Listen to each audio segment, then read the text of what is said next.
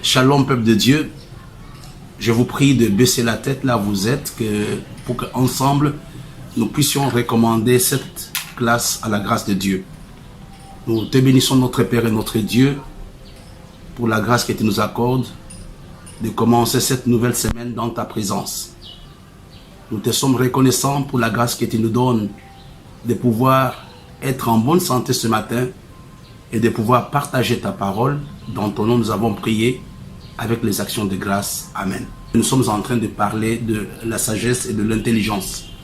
Mais ce matin, je vais aborder un sous-thème. Les sous-thèmes sur lesquels nous allons travailler aujourd'hui, je l'ai intitulé « Les recommandations de Moïse ».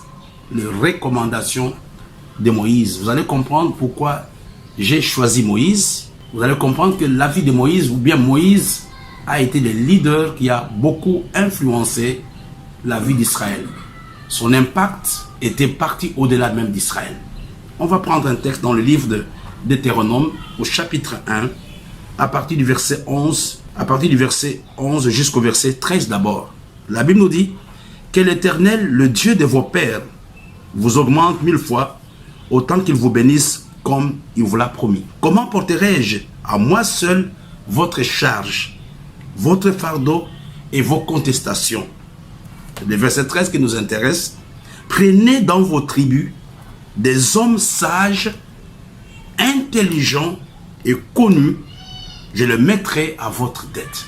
Il va ajouter au verset 17. Vous n'aurez point égard à l'apparence des personnes dans vos jugements. Vous écouterez les petits comme les grands. Vous ne craindrez aucun homme, car c'est Dieu qui rend la justice. Et lorsque vous trouverez une cause trop difficile, vous la porterez devant moi pour que je l'entende. C'est ainsi que je vous prescris dans ce temps-là tout ce que vous aviez à faire. Ici, nous voyons, j'ai parlé de la recommandation de Moïse. N'oublions pas, ici Moïse est un vieux de 85 ans. Il est en train de prendre des précautions. Il savait qu'il n'avait plus beaucoup de temps à passer avec Israël. Mais il va donner des consignes.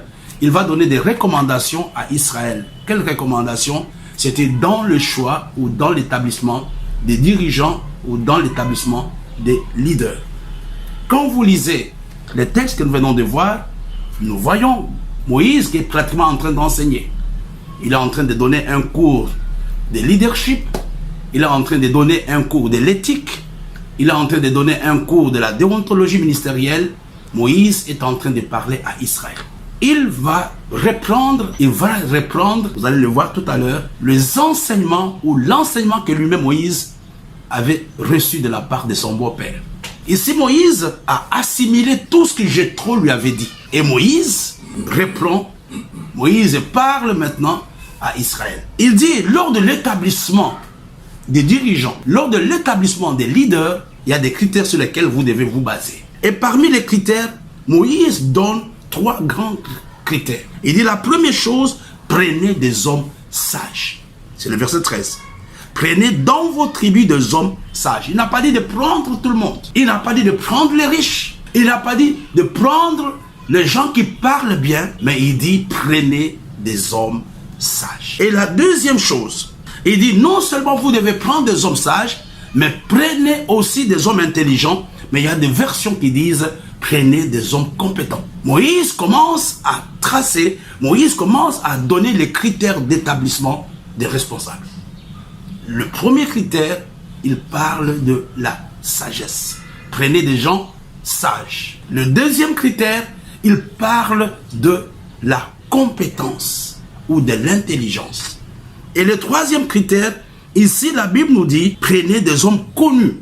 Mais il y a des versions qui disent, prenez des gens qui ont une bonne réputation.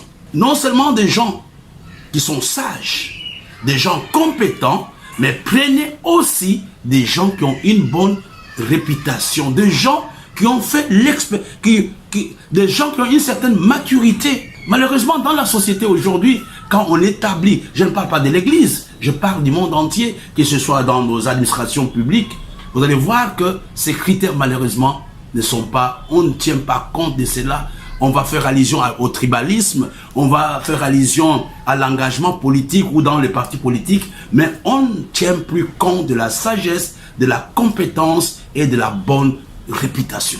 Et la raison pour laquelle nous avons des administrations qui ne tournent pas, on prend peut-être son grand-père ou son oncle qui n'a pas étudié, on va les faire directeur de cabinet, etc., etc. Mais Moïse dit tout simplement, quand vous voulez établir des gens, il y a 3 choses que vous devez prendre en compte. La première chose, tenez compte de la sagesse de cet homme. La deuxième, prenez compte, regardez si la personne est compétente, si la personne a le savoir-faire pour le domaine dans lequel il est établi. Et la troisième chose, il parle de la bonne réputation. Il parle de la moralité. Il parle de la maturité. Il parle de l'expérience. Là, ce sont des choses que Moïse a recommandées à Israël. J'aimerais qu'on rentre, qu'on prenne un texte dans le livre de Actes. Et vous allez voir que même dans le livre des Actes, lors de l'établissement des diacres, n'oublions pas que le diacre n'est pas un ministère qui vient de Dieu. Le diacre était un ministère qui vient de l'Église. C'était les apôtres qui avaient établi les diacres. Le diaconat ne fait pas partie des 5 ministères. Actes chapitre 6, à partir du verset 1 jusqu'au verset 4. En ce temps-là, le nombre de disciples augmentait. Les hellénistes murmurèrent contre les Hébreux parce que leurs veuves étaient négligées dans la distribution qui se faisait chaque jour. Les 12 convoquèrent la multitude des disciples et dirent, il n'est pas convenable que nous laissions la parole de Dieu pour servir aux tables. C'est pourquoi, frères, choisissez parmi vous 7 hommes de qui l'on rende un bon témoignage, qui soit plein d'Esprit Saint et de la sagesse. Regardez, ce sont les mêmes critères que Moïse avait donnés. Il choisissait les gens de qui on rend un bon témoignage, qui soit plein du Saint-Esprit et qui soit plein de sagesse. Nous voyons la recommandation de Moïse. C'est la même recommandation que nous voyons aussi quand les apôtres ont choisi le premier diacre de l'Église. Et regardez, malheureusement, ces critères, nous les oublions aujourd'hui. Il y a des critères peut-être, on va établir un diacre parce qu'il a de l'argent, on va établir un diacre parce qu'il est là depuis des années, on va établir un diacre parce que c'est mon petit camarade, etc., etc. Mais les critères bibliques sont négligés. Les critères bibliques, c'est le bon témoignage, c'est l'onction du Saint-Esprit et c'est la sagesse. Et j'aimerais ce matin que nous puissions comprendre que la sagesse est quelque chose de fondamental dans la vie du chrétien. La sagesse est quelque chose de fondamental dans la vie du leader. Revenons au texte de tout à l'heure. Moïse va ajouter encore des éléments. Nous avons vu cela à partir du verset 17. Vous n'aurez point égard à l'apparence de personne. Dans vos jugements, vous écouterez les petits et vous allez voir jusqu'au verset 18. C'est ainsi que je vous prescris dans ce temps-là tout ce que vous aviez à faire. Et ici, il est très important de comprendre que Moïse a parlé de 3 points. Il a parlé de la sagesse, il a parlé de la compétence, il a parlé de la bonne réputation ou du bon témoignage ou même de l'expérience ou de la maturité. Mais il va ajouter aux 3 premiers critères de nouveaux éléments. Qu'est-ce qu'il ajoute? Il dit, il faut. Donc ici, les éléments que Moïse ajoute, ce sont les éléments qui définissent la notion de la sagesse. Parmi les éléments, je peux vous citer 8. Le premier élément, le bon sens. La sagesse, c'est le bon sens. Le deuxième élément, la sagesse, c'est la justice. La sagesse, c'est l'équité. La sagesse, c'est la droiture. La sagesse, c'est le discernement. La sagesse, c'est la connaissance. La sagesse, c'est la réflexion. Et aussi, la sagesse, c'est la prudence. Nous voyons un peu ce que Moïse a recommandé à Israël lors de l'établissement des responsables, lors du rétablissement des leaders. Je voudrais que là où tu te trouves, que tu dises à Dieu, Seigneur, je voudrais vraiment que tu m'accordes aujourd'hui la sagesse, que tu m'accordes l'intelligence et que tu m'aides à mener une vie droite.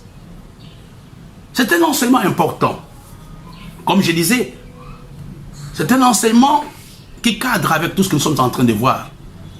Je vous ai dit que Moïse est le leader qui a beaucoup plus influencé la nation d'Israël, et même son impact va aller au-delà d'Israël. C'est lui qui va faire sortir Israël de la servitude, c'est lui qui va les faire sortir de l'Égypte pour les amener dans la terre promise. Il y a une chose que j'aimerais vous dire, frères et sœurs. Malgré la grâce que Moïse avait, Moïse était un leader charismatique. C'était un leader charismatique. Depuis sa naissance, nous voyons comment Dieu l'a protégé. Il a été caché pendant 3 mois par sa maman. Après, on va le jeter sur le fleuve Nil, etc. La fille de Pharaon va ramasser Moïse. Moïse est un enfant miracle. Et quand il va se lancer dans le ministère, la première fois, Moïse échoue. Je prie que quelqu'un qui est lié par l'esprit de l'échec puisse être délivré ce matin. Moïse échoue. Il a voulu se rendre justice jusqu'au moment où Moïse sera devant le buisson ardent. Et c'est là où le ministère de Moïse, où la vie de Moïse va pouvoir changer. Vous allez comprendre où je vais vous amener, je vais terminer d'un moment à l'autre. Mais Moïse est dans le ministère, il fait beaucoup de choses, il travaille, il rend service à gauche, à droite. Mais un jour, quelqu'un arrive. Et c'est quelqu'un, c'était qui? C'était son beau-père. Vous savez que nous ne naissons pas avec la sagesse.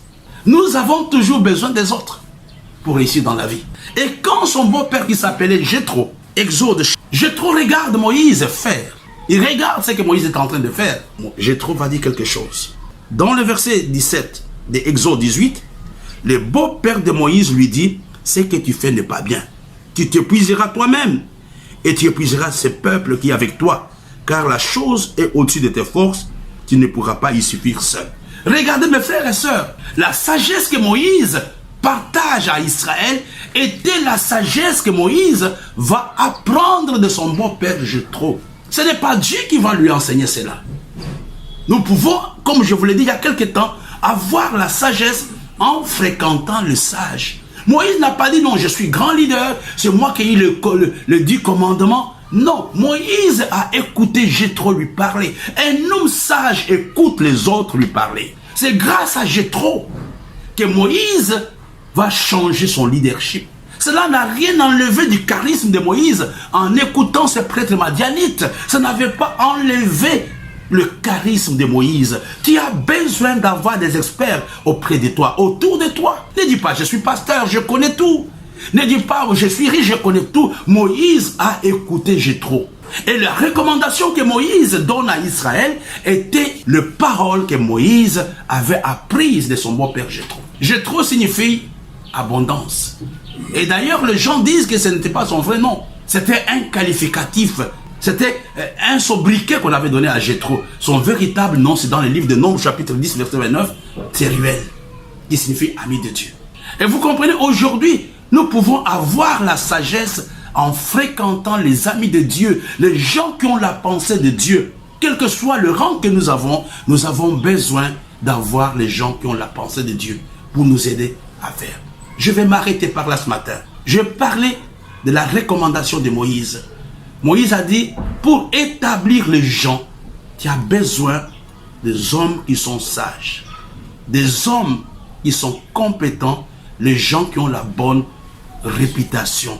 Et il a ajouté un complément d'information. Et Moïse, pourquoi il donne les conseils? Parce qu'il savait qu'il n'avait plus beaucoup de temps. Parce que Moïse, ici, quand il parle, souvent nous ne lisons pas très bien, on pense qu'il avait 15 ans. Moïse, c'était déjà un vieillard qui a 85 ans. Que Dieu vous bénisse.